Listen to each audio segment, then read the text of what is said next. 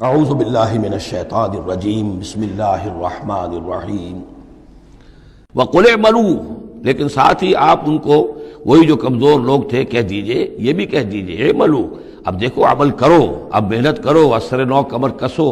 پہلے سے بڑھ کر افسر فروشی اور جاں فشانی ہونی چاہیے۔ فَسَيَرَى اللَّهُ عَمَلَكُمْ وَرَسُولُهُ، تو آئندہ اللہ بھی اور اس کے رسول بھی تمہارے عمل کو دیکھیں گے، تمہارا رویہ کیا رہتا ہے، تم نے کتنی اصلاح کی ہے، دوبارہ تو نہیں پھر تمہارا قدم پھسل رہا ہے۔ والمومنون، اور اہل ایمان بھی دیکھیں گے۔ وَسَتُرَدُّونَ إِلَىٰ عَالِمِ الْغَيْبِ وَالشَّهَادَةِ، اور پھر وہ وقت آ جائے گا جب تمہیں لوٹا دیا جائے گا اس کی طرف کہ جو کھلے اور چھپے سب چیز کا جاننے والا ہے۔ فَيُنَبِّئُكُم بِمَا كُنتُمْ تَعْمَلُونَ، اور پھر وہ تمہیں بتا دے گا جو کچھ کہ تم کرتے رہے تھے، تمہارے سارے اعمال سامنے آئیں گے۔ فَمَن يَعْمَلْ مِثْقَالَ ذَرَّةٍ خَيْرًا يَرَهُ وَمَن يَعْمَلْ مِثْقَالَ ذَرَّةٍ شَرًّا يَرَهُ۔ اس کے بعد تو دودھ کا دودھ پانی کا پانی ہو ہی جانا ہے۔ وَآخَرُونَ مُرْجَوْنَ لِأَمْرِ اللَّهِ، اب یہ اس ضعفاء میں سے ایک سیکنڈ کیٹیگری ہے۔ یہ سیکنڈ کیٹیگری وہ ہے کہ جو اس میں 3 اصحاب ہیں، اور ان میں خاص طور پر کعب ابن مالک رضی اللہ تعالیٰ عنہ کا انصاری صحابی، ان کی طویل ترین حدیث جو ہے بخاری شریف میں آئی ہے، جنہوں نے سارا یہ واقعہ درج کیا ہے۔ مولانا مودودی نے تفہیم القرآن میں بھی وہ پوری نقل کی ہوئی ہے، تو اس لیے حدیث کی کتاب کا ملنا شاید آپ کے لیے مشکل ہو، لیکن یہ کہ تفہیم القرآن عام طور پر مل جاتی ہے، تو وہاں وہ واقعتاً سبق آموز ہے بہت، کہ وہ پورا معاشرہ کیا تھا، کیا تعلقات تھے حضور کے اور صحابہ کے۔ اب حضور سزا دے رہے تھے تو کس طور سے دے رہے تھے، جن کو سزا دی جا رہی تھی ان کے احساسات کیا تھے، معاشرے میں جو لوگ تھے ان جن کو سزا دی گئی تھی ان کے جو رشتہ دار تھے، یہاں تک کہ ان کی بیویاں، ان کا کیا طرز عمل تھا۔ تو یہ ایک جو اسلامی معاشرہ ہونا چاہیے صحیح معنی میں، اور جماعتی زندگی، دینی جماعتی زندگی جس پر ہونی چاہیے، اس کی بہترین تصویر ہے کہ جو اس طویل حدیث میں آئی ہے۔ یہ 3 حضرات ایسے تھے کہ جن کے ساتھ معاملہ وہی ہوا کہ یہ بھی کوئی ڈھیل دیتے رہے، اچھا چلیں گے، کل چلے جائیں گے۔ حضرت کعب ابن مالک فرماتے ہیں کہ میں ان دنوں بہت ہی صحت مند بھی تھا، میرے پاس مال بھی بہت تھا، میرے پاس جو اونٹنی تھی وہ بھی بہت تگڑی تھی، اور میں نے کہا چند دن اور حضور تو چلیں گے 30,000 کا لشکر لے کر، تو ظاہر بات ہے رفتار جو ہے کم ہوگی، تم ابھی اور گھر میں ٹھنڈی چھاؤں جو ہے گھر کی اور اپنے باغ کی اور اپنے جو ہے آرام کر لو، پھر تیزی کے ساتھ دوڑتے ہوئے جا کے حضور سے مل جانا۔ اب شیطان جو ہے اسی طریقے سے تعویق کراتا ہے، تاخیر کراتا ہے، تاکہ یہ کہ پھر ہوتے ہوتے اچانک ایک دن محسوس ہوا کہ اب تو چاہے میں کتنا ہی تیز دوڑوں میں حضور سے نہیں مل سکتا، بس وہ ہاتھ پاؤں ڈھیلے پڑ گئے۔ لیکن یہ کہ اس کے بعد بھی جب حضور صلی اللہ علیہ وسلم تشریف لائے ہیں اس وقت تک بھی انہوں نے خود کوئی اقدام نہیں کیا اپنی توبہ کا، بلکہ یہ کہ حضور نے جب بلا کے لوگوں سے باز پرس کرنی شروع کی ہے، تو جو منافق آتے تھے وہ قسمیں کھا جاتے تھے، حضور کسی کی بات مان لیتے تھے، جو بھی تھی بات، جب ان کی باری آئی تو حضور مسکرائے۔ حضور کو معلوم تھا کہ یہ ظاہر بات ہے کہ کعب ابن مالک جو ہے منافقین میں سے نہیں ہے۔ فرمائیے آپ کا مسئلہ کیا ہوا تھا؟ انہوں نے صاف کہہ دیا کہ حضور یہ لوگ جو جھوٹی قسمیں کھا کھا کر بچ گئے ہیں آپ کے ہاں سے،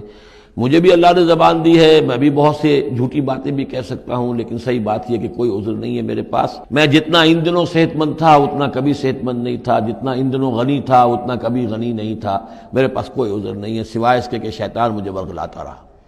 تو حضور کو نے پھر ان کو، اور ان کے ساتھ 2 اور ساتھی تھے، ایسے 3 کا معاملہ یہ تھا، تو انہیں ایک سزا دی گئی، اور سزا مقاطعے کی تھی، سوشل بائیکاٹ، کوئی ان سے بات نہ کرے۔ وہ ان کے اوپر 50 دن جو گزرے ہیں، گھر میں ان کی بیوی ان سے بات کرنے کو تیار نہیں ہے۔ پوچھا گیا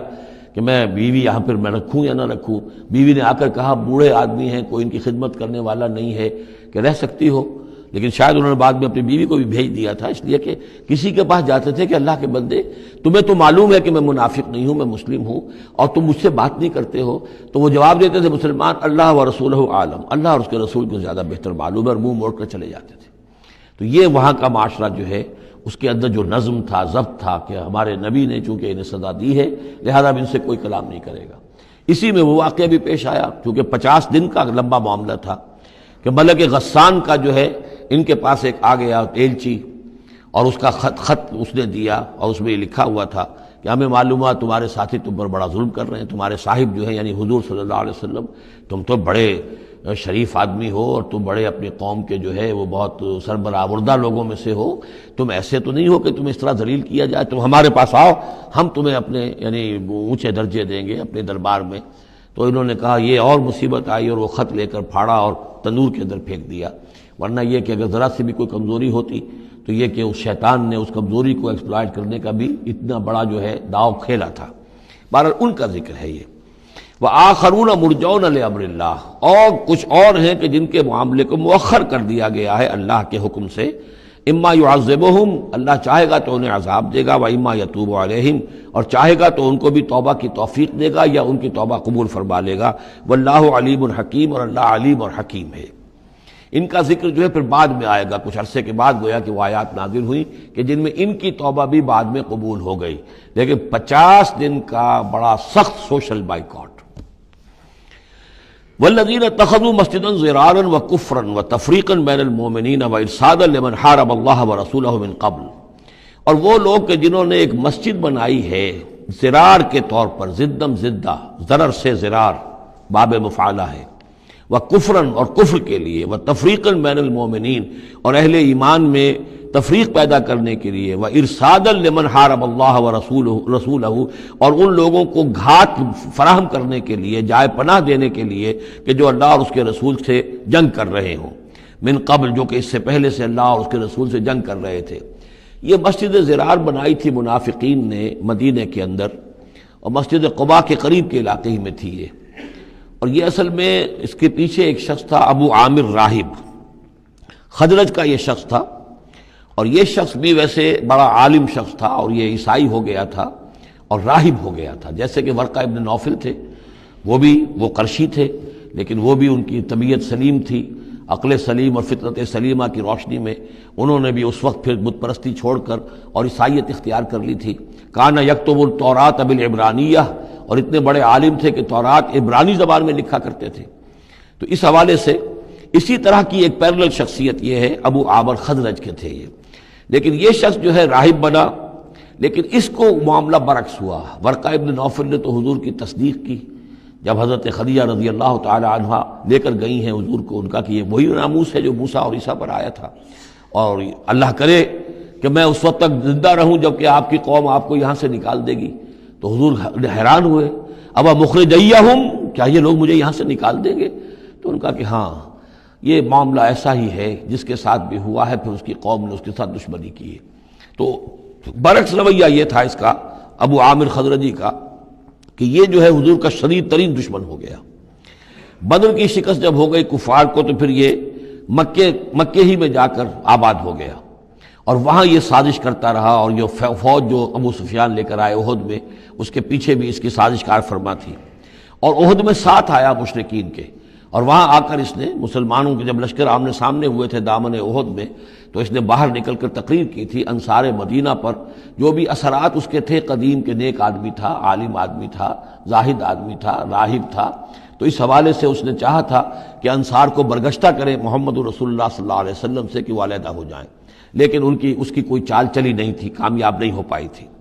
پھر یہ کہ اس کے بعد جب حنین کی بھی جنگ ہو چکی، اور پھر تھک ہار کر جب اسے معلوم جزیرہ نما عرب میں تو میرے لیے کوئی جگہ نہیں ہے، تو پھر وہ شام چلا گیا تھا۔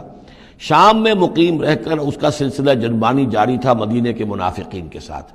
اور وہاں سے اس نے انہیں حکم دیا کہ ایک مسجد بناؤ، ہو ذرا مدینے سے باہر،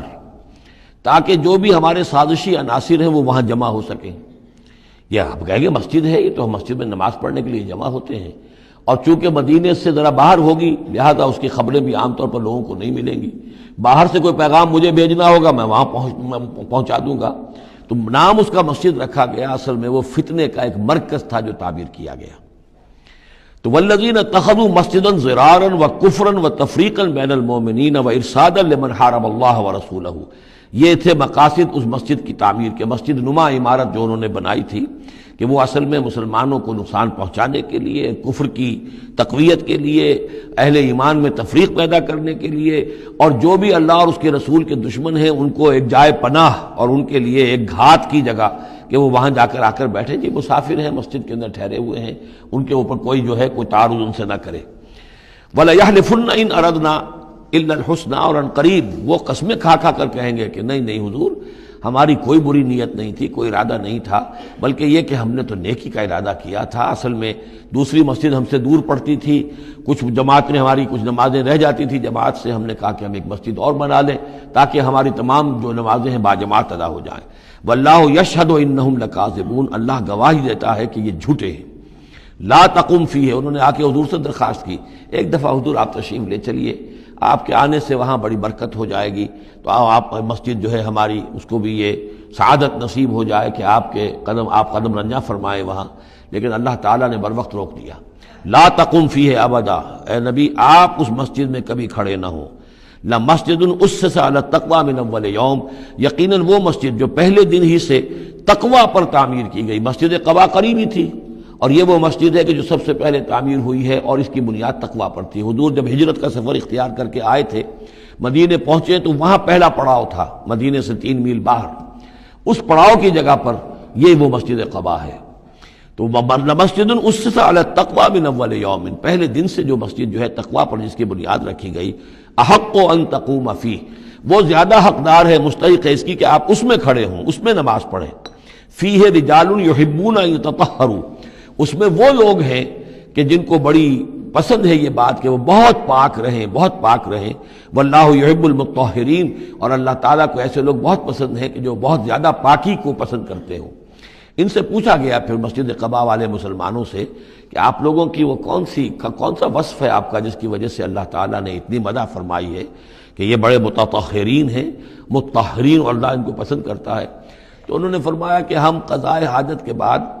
ڈھیلے بھی استعمال کرتے ہیں اور پھر پانی سے بھی طہارت کرتے ہیں۔ تو یہ دونوں طریقے سے وہ اپنا استنجا جو ہے وہ پوری طریقے سے کرتے تھے۔ اسی کو سمجھا گیا ہے کہ اللہ تعالیٰ نے اس کی تعریف فرمائی ہے۔ صدق اللہ العظیم۔